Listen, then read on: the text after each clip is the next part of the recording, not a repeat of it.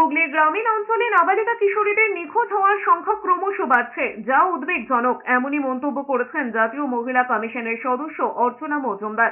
পাশাপাশি স্কুল পড়ুয়া কিশোরীদের বাল্য বিবাহের ঘটনা বেড়ে চলায় উদ্বেগ প্রকাশ করেছেন তিনি।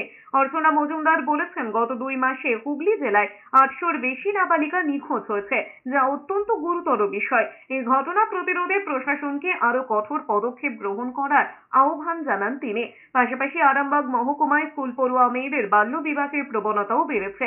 এই সমস্যা রোধে জেলা প্রশাসনের তরফ থেকে সচেতনতামূলক শিবির আয়োজন এবং স্কুলে বিশেষ পাঠ্যক্রম চালু করার বিষয়ে বলা হয়েছে। এই পরিস্থিতিতে মোকাবিলায় প্রশাসনিক উদ্যোগ নিতে হুগলির প্রশাসনিক ভবনে বৈঠকে উপস্থিত ছিলেন জাতীয় মহিলা কমিশনের সদস্য অর্চনা মজুমদার সহ অন্যান্য প্রশাসনিক আধিকারিকরা। যে 18 তলায় যদি কোনো বিয়ে দেওয়া হয় বা কোনো মেয়েকে এনকারেজ করা হয়, তাহলে তাদের শুধু মেয়েটির শাস্তি হবে তা নয়, সে হোমে যাবে, তার ক্ষতি হবে তা নয়, তার পরিবারও, মা বাবাও সমানভাবে দায়ী এবং তারাও জেল খাটবে। আমি ওনাদের টার্গেট দিয়েছি আগামী 1 বছরের মধ্যে এই মিসিং কেস, যেটা এই হুগলি জেলায় প্রায় 800, 2024-এ 800-র উপরে, সেটা অর্ধেক করে আনতে।